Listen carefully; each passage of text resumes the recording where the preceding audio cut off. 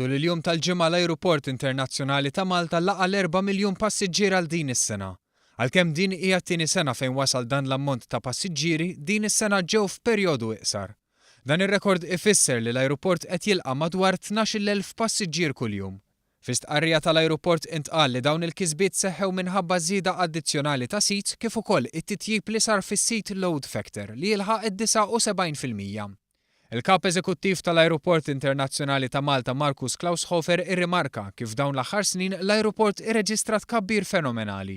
Qal li din il-kisba ma kienx possibbli mingħajr l-isforz tal-impjegati kollha. Il-Ministru għat-Turiżmu Edward Zammit Lewis qal li dan ir-riżultat huwa frott tal-ħidma bejn dawk kollha involuti, partikolarment il-Gvern u l-Ajruport Internazzjonali. Dan sabiex pajjiżna iżid fin-numru ta' passiġġieri. Zammit Lewis irremarka kif pajjiżna qed iżid l-importanza tiegħu fost it-turisti u n-negozji. Sal-aħħar ta' din is-sena huwa stmat li l-Ajruport ta' Malta jara 4,200,000 passiġġier.